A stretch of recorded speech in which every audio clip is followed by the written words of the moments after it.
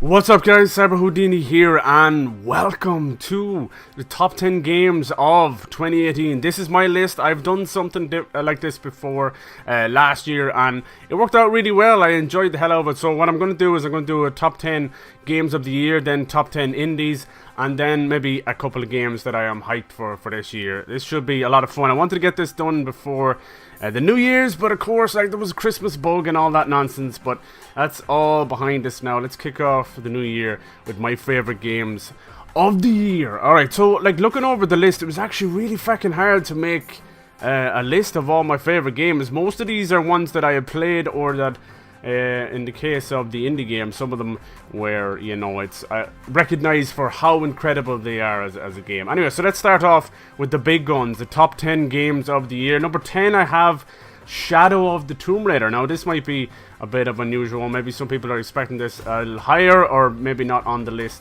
at all. Like I said, this is my list, ones I've done for the year. But yeah, Shadow of the Tomb Raider is a great game. It was a lot of fun.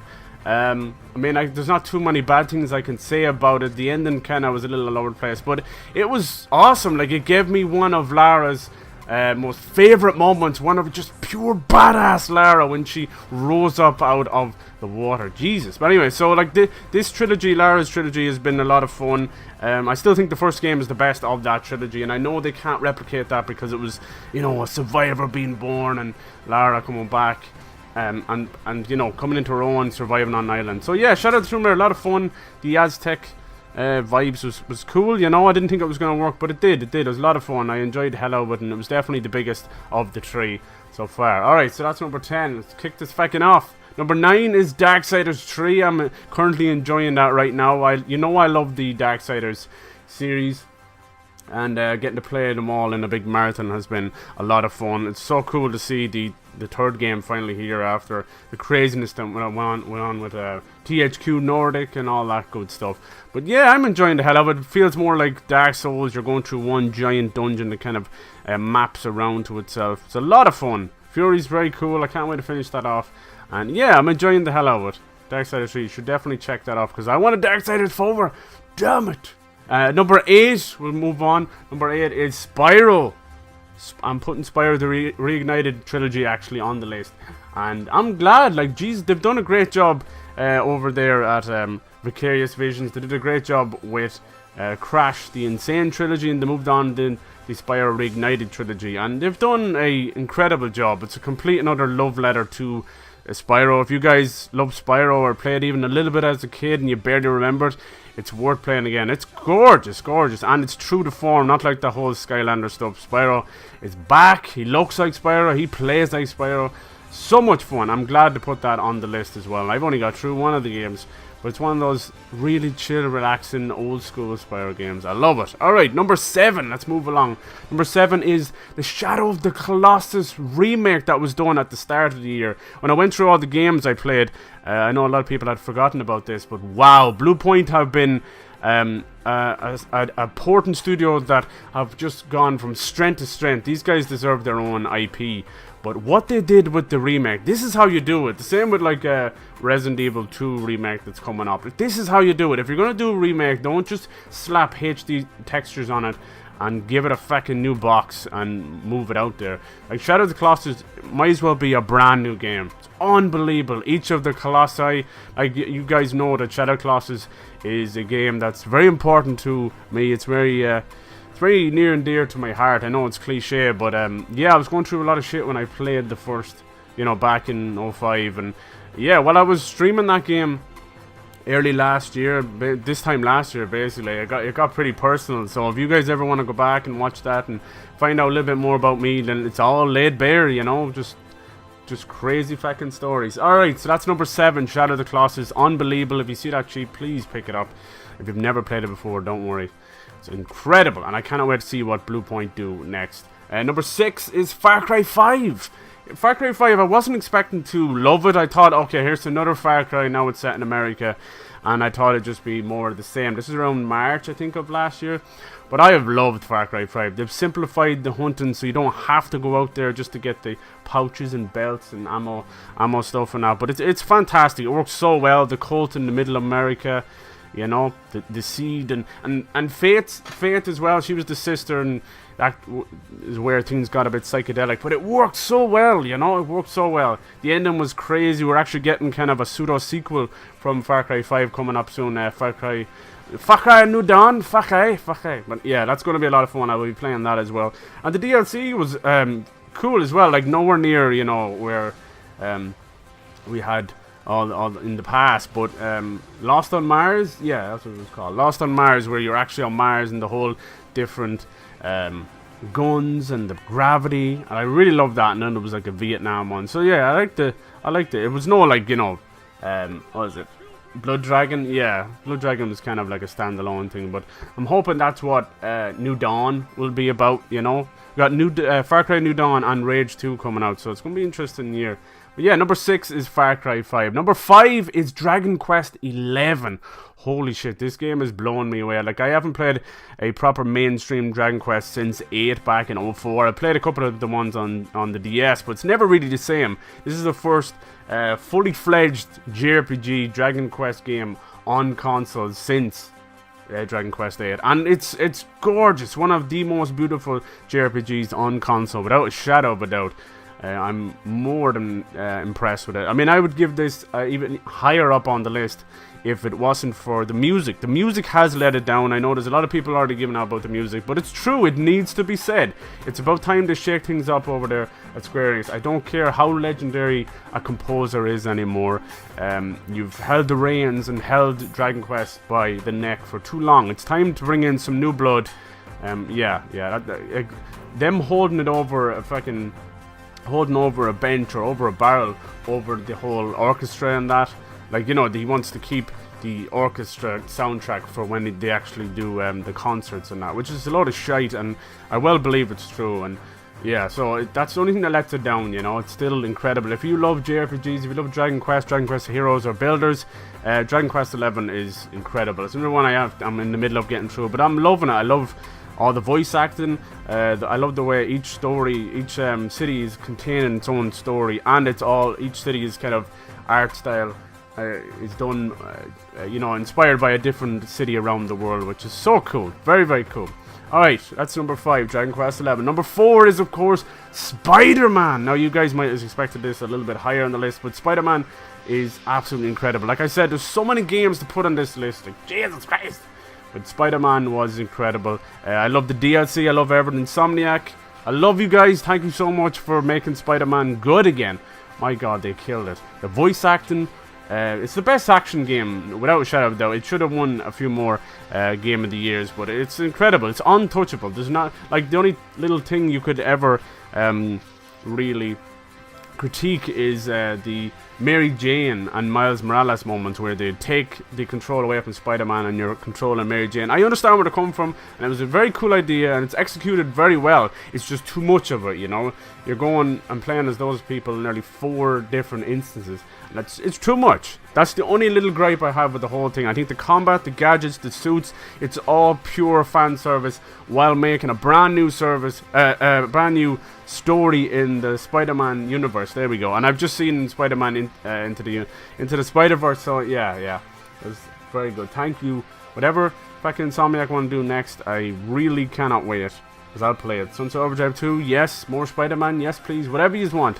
Even more Ratchet and Clank. These guys are awesome. So number 4 is Spider-Man. It's hard to make the last 5 for sure. Number 3 is Assassin's Creed Odyssey. Yes, another kind of surprise for the list. I love this game. Like, I've always been a massive fan of Assassin's Creed. I've always even defended it when it went into the dark times of Unity and stuff.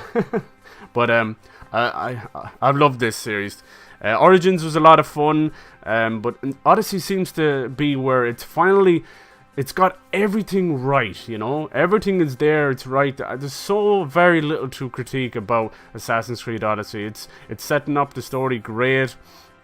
Like, everyone's kind of getting sick of the futuristic stuff, and I can understand that, but it's all optional, you know? It's there if you want it, and Layla's a cool character. You have to play Assassin's Creed Odyssey as Cassandra. There's just no other way of doing it. Sorry, Alexis, but it's true. Cassandra's voice actress, just everything about it. My God, she made me laugh, she made me cry, she made me just the rage building up in a good way, you know. I felt for her. She took me on a journey, and it's incredible. Like, I've always been a big fan of Black Flag, and Odyssey evolves with that, you know. You're going backwards, so you don't have some of the stuff, you know, back in time. But the naval combat's fantastic. The new skills and all the special powers with the adrenaline meter, it feels right. Like Spartan kicking people every 2 minutes. Disneyland. Yeah, I'm still a bit sick, but yeah, Disneyland all the way. Oh, what a game, what a game. I loved it and it never got, like, even at the end where it usually, you know, Assassin's Creed games gets a bit supernatural, it didn't like jump the shark, you know. I can't wait to see where it goes, and they've done DLC right as well. It's done more like giant expansions, so I can't wait to see what they do. I know they're taking a break in 2019, which is a good thing, so we'll see where Assassin's Creed goes. I'm happy, I'm really happy. The combat feels right. You know, everything feels right. The games, I'd say the only little thing I would critique is it's almost just a little bit too big. But I mean, it's an open world Gris, for God's sake. But yeah, if that's the only thing I would change about Assassin's Creed is just tighten it up a little bit. Just tighten the open worlds just a tiny bit. Like Horizon Zero Dawn, I always bring that up, but that is the perfect size open world game. It never feels too daunting, but it still feels magnificent, you know, just huge. So yeah, that would be cool. Alright, so now it comes down to the bottom 2 games. These are going to definitely be a little bit polarizing, but that's okay. That's okay. It's the way it goes. It's my list, remember, at the end of the day. Let me know in the comments below and all that good stuff what your games of the year as well. I want to know. Alright, so number 2. Here we go. Number 2 is Red Dead Redemption. Red Dead Redemption is not my fucking number 1 game, but there you go. But it's number 2. It's so close. These two were so hard to pick from, but Red Dead 2 was a crap load of fun. It is a technical masterpiece, absolutely. Like, what Rockstar have done from the first to the second Red Dead is insane. Like, there's no comparison. Like, Red Dead 2 is the most beautiful game on consoles, without a shadow of a doubt. What they've done, it's incredible. Like, I love all the, right down to the almost horse sim things that you can do, where you're literally taking care of a horse. I mean, if this horse could age, that would be even better. But I love all that kind of stuff.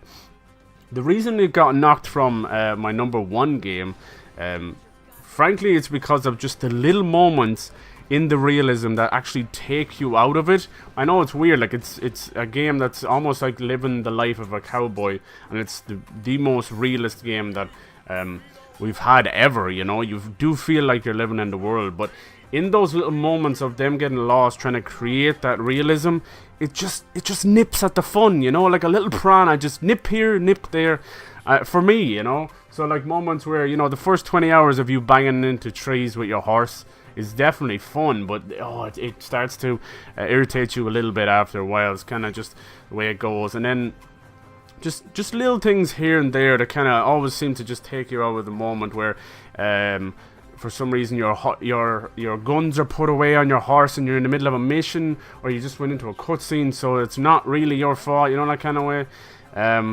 Just little moments, or like where they'll just fail a mission if you go in the wrong direction. There's one really at the start where they're trying to show you off Valentine, and I remember just walking the other direction just to see, and it was like boom. So it's just little moments like that, like in their quest for realism, they kind of forgot how much of a game it is. So then when you shoehorn in these kind of things, it hurts. Now, as for the story, like, Jesus Christ, that's 10 out of 10, no doubt. Like, being able to go back and just see Dutch's gang in action in their glory was incredible. Like, I am a massive fan of Red Dead 1, and I feel like Red Dead 1 gets it so right because it knows it's a game, but it also, for the time, was the most incredible Western epic, you know.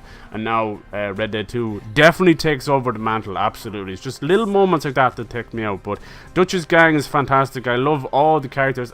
Playing as Arthur was a crap load of fun. Like, he's a very cool character. Yeah, for the first 10 hours or so with story in that, you're kind of like, do I like this guy? You know, he hates everybody and everything, but he kind of wins around. It's very clever, very, very clever. I would say, like, Rockstar being Rockstar, but the first, say, 5 hours of the game, It's very tutorial based and very world building. I understand that. Like, there's such a fine line between building a world and making it fun. You know what I mean? So they have to introduce each character and do these little missions where you're like, I'm never gonna do this again. I'm never gonna move this mine cart or whatever it is. Like these little things where Rockstar love to kind of show what they're able to create in their worlds, you know, with the big books. But sometimes I feel like some missions are kind of there as a spectacle rather than the fun of it, you know, if that makes any sense. It's like, okay, you know, like in the first Red Dead, it was very much the cow herding and that. It was kind of cool, and it's like, hey, this feels like a western, but there is very zero fun to that, you know. You're like, hey, I'm herding cows again. So there's little moments like that in Red Dead 2 where you're like, why am I doing this? But when it comes to everything else, everything has been improved tenfold. Like the stranger missions are more like branching missions that come back. Just little moments of genius that Rockstar are definitely known for. And there's some very surprising characters in the Dutch Vandeling gang that I didn't think I would like, and I end up absolutely loving them, like Lenny, Charles, Abigail and Jack were very cool. Like, I feel like I didn't see enough of John. It might have been just a bit glitchy with me, but just so cool. Like the characters they added I thought would have been fluff, you know, turned out to be a crap load of fun. Like just good, honest to God people, and just seeing Dutch slowly become unhinged. And everything closing in around him, and he's just losing the run of himself. It's very, very impressive and crazy to watch. Like they definitely pulled it out, and the voice acting, of course, is you know, incredible. There's just little moments where you see, like, you be riding through a river, and you see the horse kind of getting clean and stuff like that. Some great stuff. Like the fishing is okay. It's kind of cool. Like they've definitely evolved the fishing and the hunting. That's never been my cup of tea, hunting in games. Like I've done enough when it comes to like skinning and stuff in other games, skinning animals. You know, when you skin one, you skin them all, that kind of thing. But it's an incredible game. If you guys can get your hands on it, definitely it's worth a play. But it's kind of funny. I was saying this before in a stream. The beauty of Red Dead 2. Oh, it's almost like it's such a western epic that I almost don't know if I'll ever want to play the story again. Like it's just like I played the first Red Dead Redemption story maybe 10 times, you know. It's something that you can always go back to and it never gets old. But this was just so special. Like going through Arthur's life, like that moment and the whole Dutch Vandeling gang. I don't know if I could play it again with the same eyes, you know, maybe in a year or two time, but it's so impactful that Jesus, it changed me. It left something, you know, and I suppose that was the payoff of some of those longer missions or longer chapters. I get that, but it's such a fine line. What a game, what a incredible, to say that we can do something like that on consoles in the video game industry is truly fucking impressive, and I'm so proud of this industry when I see stuff like that. Alright, so if you couldn't tell what the number one is, if it's not Red Dead Redemption 2, there's only really one big heavy hitter that I played this year, and my number one game, my game of the year for 2018 is God of War. Now I had actually said this during the video game awards, and that I had said I wanted God of War to win. And it did, and I'm glad, and it seems to be picking up a good few awards, which is crazy. For me, God of War is my game of the year, exactly for what I was saying about Red Dead 2. Like, God of War never takes you out of the fun. It never takes you out of the role of the father Kratos, you know. You never feel like you're like, oh, Jesus Christ, oh, I'm falling off my horse again, or something like that. You know, I know there's no, one is an open world, and the other one is a semi-open world.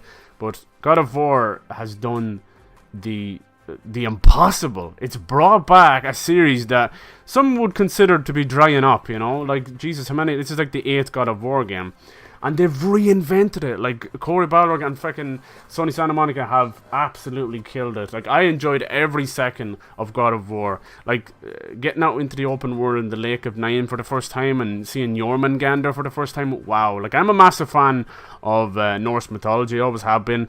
It's definitely kind of near and dear to me, Celtic heart. And God of War, like, going to Norse makes so much sense. So much sense. The only thing, like, I was kind of sad there was no DLC, but sure, what are you gonna do? But it's incredible, the journey of Kratos and Atreus, and wow, just that whole beginning and that reveal and that first fight with the stranger, my god, and just the reveal at the end, like it was just absolutely expertly crafted. That was better than some movies and TV shows that I have seen in my life. Like, wow. So yeah, God of War is my game of the year. I really wanted it to win. I think what they've done and how they've risked so much, you know, like that could have been a flop, you know, Jesus, bringing God of War back, but they took that risk. Sony allowed them, and they stuck to their guns, and by God, they pulled off something truly once in a lifetime. Like, you guys were there through all the streams, there through the Valkyrie fights, and wow, those things could get definitely frustrating, but it was only like when I finished them and when you're fighting the Valkyrie Queen, those fights truly show off how incredible the combat is for God of War. It's so addictive. Like, I was afraid it was going to get stale because of reasons, you know. And as it turns out, it's beautifully intricate and really damn fun. Like, there was never a moment where I'm like, fuck this. And then it almost had like a Metroidvania as well, where you're going back with your new powers, coming back and opening up new places, and Jormungandr would move and more of the open world would open itself up to you. It's just incredible, absolutely incredible. I don't know what they're working on next. Probably a sequel. I don't know if they're going to stick with Norse, or there was a couple of hints to other mythologies. I don't care where they go next. I'm in. Sony Santa Monica are on to a winner, and I can't wait to see if they want to do a new IP or whatever. Like, I don't mind, whatever. So there's my top 10 games of the year. A couple of special mentions as well. Like, I didn't really get to play some of these. Detroit Become Human, like that, they've done an incredible job with that as well. That game seems to have legs like no other. I got to play the demo, and I've always been a fan of David Cage's games. Just I missed out on them with the PS3 and that. But I loved Fahrenheit. You guys know Fahrenheit. I think it's called Indigo Prophecy back then. Like, that was one of his first games. And yeah, Beyond Two Souls is a bit of a step down, but yeah, like Detroit Become Human is incredible and very important game, I feel, going forward in the next 20-30 years, you know, with the way things are going. So yeah, fair facts to them. And what else I wanted to, there's so many games, like Jesus Christ. I was looking back thinking, you know, a lot of people wondering whether this year was, well, 2018 was good for games or not, and by God it was. You got a few delays that were pushed in to this year, and it was a great year for games. Great year. Like, even look at Fortnite, like, love it or hate it, I played my fair share of Fortnite back in the day. I don't play it anymore, but what Fortnite has created and brought new people into video games, it's damn impressive. Like, let's hope they just create a better legacy for the game, something like Minecraft's doing in schools and that. That's all I really want. Anyway, so that's my top 10. Now I'll go quick through my top 10 indie games. I don't want to keep you guys too long, but I feel like that is the most important top 10 that I want you guys to hear. So hopefully you're happy with that list. If you're not, it's all good. You know, it's just one man's opinion.